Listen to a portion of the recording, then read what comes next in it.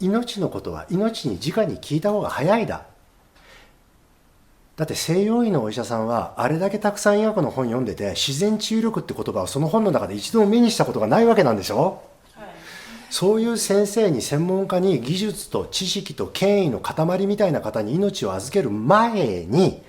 自分の命に直につながって命に聞きゃいいだ。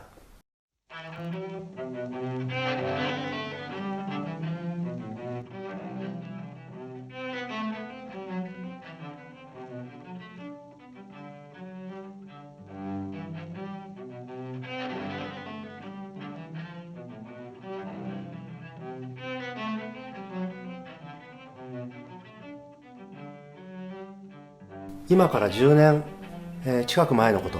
初めて福島に行った時に、質問はありますかって出てきた最初の質問が、今福島では自ら命を絶ってしまう人たちが大変多い、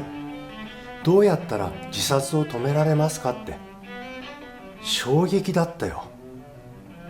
わしの活動って、舞台の活動も、どうしたら人が人を殺める、自ら命を絶つ、こういう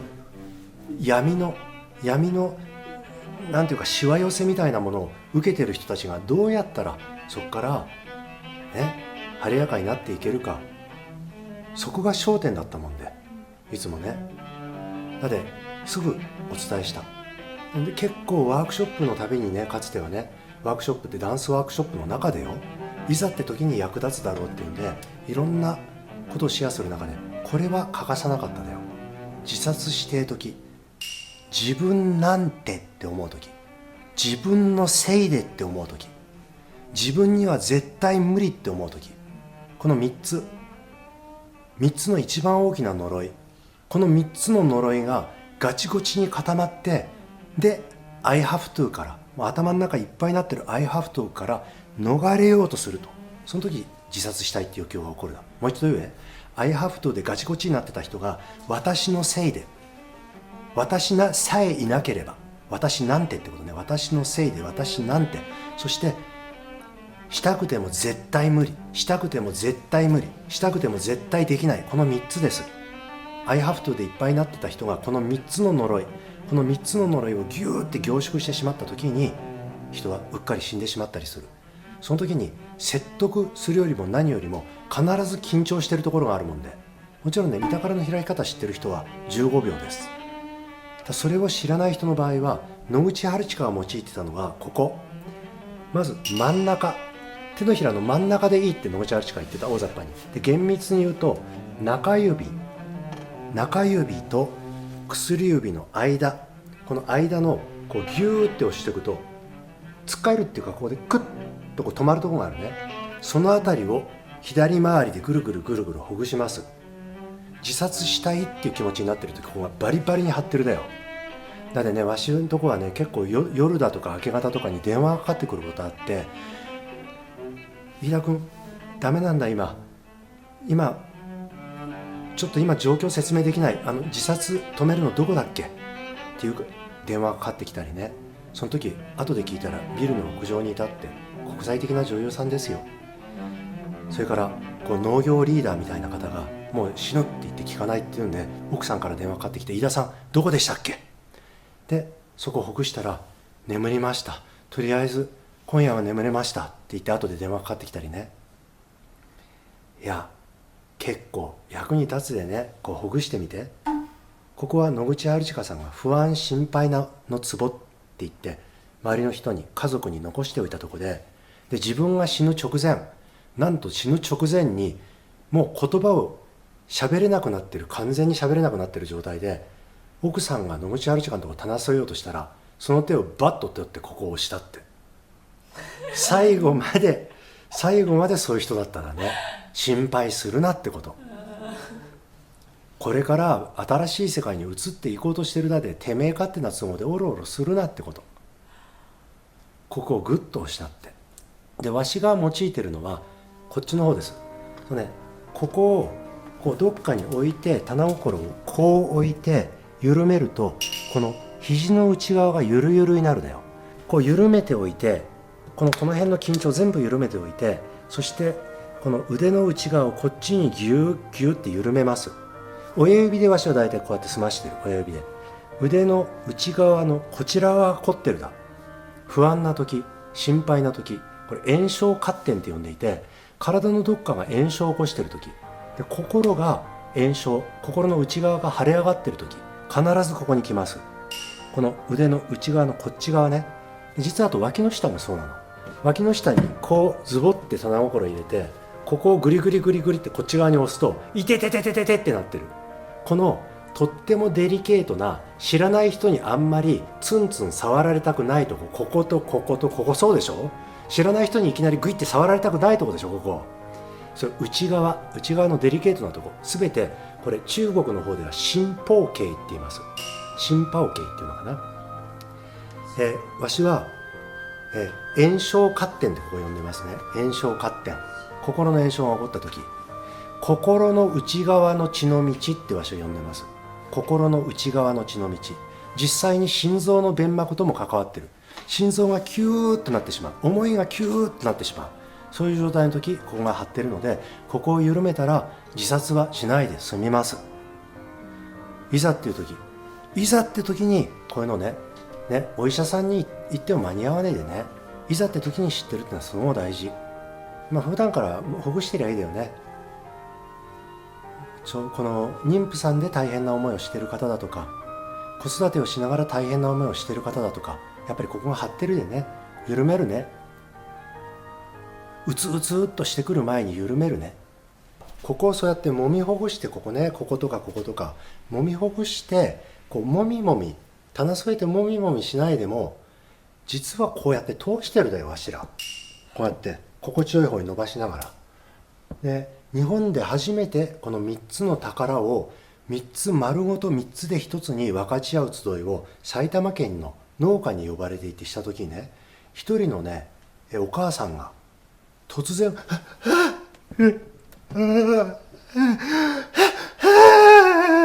て始まったの。だからみんな、とりあえずわしがほっときゃいいって知ってるながら、周りの人がパニクってもしょうがないもんで、背中に棚添え始めたりとか、でもずっとってやってたんね。長い間心配気苦労をためてきたんだなって思って、女手一つでね、お子さんを育てて、ようやくお子さんを高校生だったか大学生になるまで育て上げた直後だったらしい。溜まってた。しても本当晴れやかになって、晴れやかな笑顔で、おかげさまですっきりしましたって言って帰っていったそうやって抜きゃいいだ。分かるね。この運動、ここに緊張を与えながら、はぁってこう緊張を与えてこうしてたら、ここ抜けるわ。そりゃ。分かります？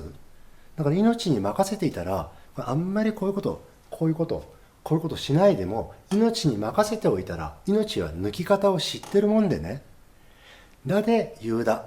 知識や技術はなくてもいいって。命のことは命に聞け。禅の坊さんはさ、ちょっとかっこつけて、竹のことは竹に聞けとか言うじゃない。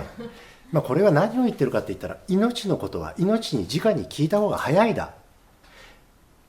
だって西洋医のお医者さんはあれだけたくさん医学の本読んでて、自然治癒力って言葉をその本の中で一度も目にしたことがないわけなんでしょ。そういう先生に、専門家に、技術と知識と権威の塊みたいな方に命を預ける前に、自分の命に直につながって命に聞きゃいいだ。だって自殺防止ってのもさ、最後の手段でこういう知識が役に立つことがあるつだけでね、シェアしておいたら、みんなが3つの宝開けるようになってりゃ、わしの神聖な信仰が損なわれるってこともないだ。わしには信仰があるだ。知ってる？わしは宗教ってのは持ってないけど、信じてるものがあるだ。知ってる？飛行機と電車の時刻表これを信じなかったら旅ができねえもんで。だって JR 時刻表っていうのはわしはもう絶対的に信じてます。4時16時55分に電車が来るって書いてあったら、それを信じてホームに立ってますところが、たまに東京に行くと、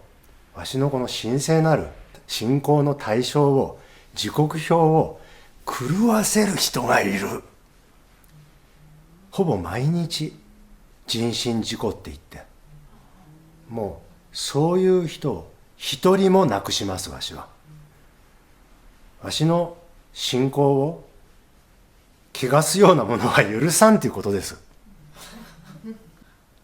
よろしかったらご協力お願いしますね。集いに遅れることもある。信じてた時刻表が来る。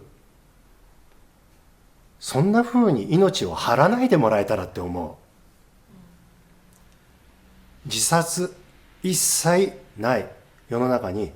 できると思います。よろしかったら一緒にお力添えをいただきつつ、ご一緒にね、皆が3つで1つこの宝身につけたら自殺なんてね。それただ時々自ら選んでその穴の中に入って職を全て絶って、その即身成仏っていうだ、そういう意志の力で自分の魂を清めて抜いていくっていう、そういうのはありだと思います。ジャイナ教の方とかそういうふうに亡くなっていく人結構います。日本の仏教でもそういうふうに亡くなる方いたです。ブッダの一番長く近くにいたアナンダもそうやって実は亡くなってんです。いくら説得しても両方の王様が聞いてくれないで戦争を続けてるんで、どちらの王様にも尊敬されている仏弟子の自分が国境の川の上で船を浮かべて戦争をやめてくれって言って焼身自殺しただ、アナンダは。つまりブッダの教えに逆らっただ、勘違いしただ、最後までアナンダは勘違いして亡くなっただ。それはわしはやむを得ないし、それでいいって思う時がよくある。だからね、自分のせいで自分なんてどうせできねえから、そうやって I have to、 頭の中の I have to、 頭の中のゴミから逃れるようにして死ぬって、これはなしね。まずはここだけでなんとかなるでね、ここから始めて、そして相手がおかげで死なないで済んだってふっと漏らしたところで、実はね3つで1つのお宝があって、そういう具合にね、よろしくお願いしますね。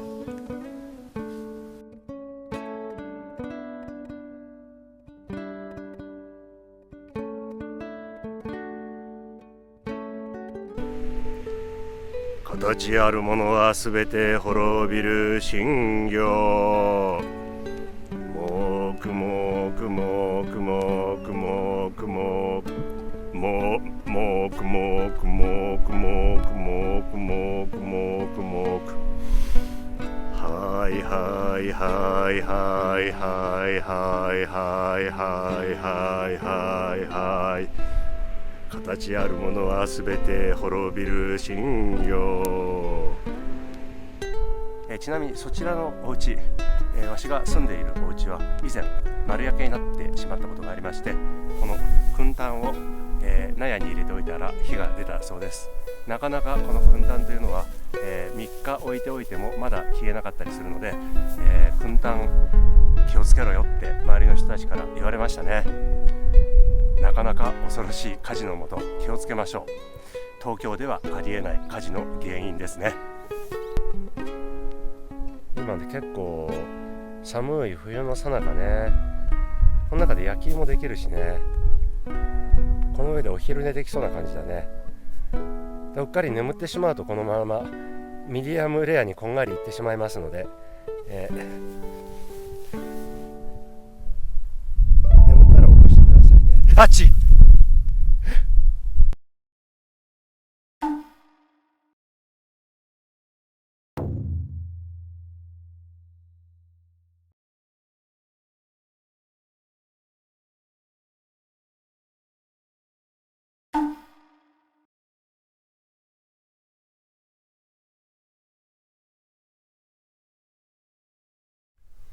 湖のそばで食べるものねえまま家族みんなでお腹ペコペコ、そんな衆がいたらどうするかね。コンビニでみんなに3食分ずつな、ご飯買ってきて私はいいだ、当面をしのぐお金あげるだ。もしもその衆が釣りの仕方を知らねえようなら先々のことを思ってな、釣り道具プレゼントするのはどうすらか。船、鯉、手長エビ、ワカサギ、ナマズ、ウナギ、湖の魚の釣り方を楽しくシェアするだ。針につける、餌の見つけ方シェアするだ。相手の先のことを思やな、これが一番のサービスじゃねえな。一時しのぎのお金をあげるわけでもねえ、買ってきた食べ物をあげるんでもねえ。釣り方を、食べ物のゲットの仕方をシェアするだ。自分で釣れるようになってもらうだよ。ほんで一緒に釣ったお魚やエビを一緒にいただいて、これから先な、いつでも相手が自らな、お魚釣って食べられるようにしておくだ。腹減らしていたみんなが魚を自ら釣れるようにする。これが一番末広がりじゃねえだかい。このチャンネルで目指しているのはまさにここ。誰の命にとったって、こりゃ絶対に役立つらつ情報がある。魚を釣って食べられるって知らねえままに、お腹を空かせているシュート、面白い魚の釣り方シェアしてみるのはどうずらか。こっちが釣ってきた魚をあげて食べてもらうってだけじゃねえ、自ら魚を釣れるようになってもらうだ。このチャンネル、トレジャーミ YouTube、どうか家族の方々と周りの大切なお友達とシェアすりゃいいだ。お互い分かち合ってみてください。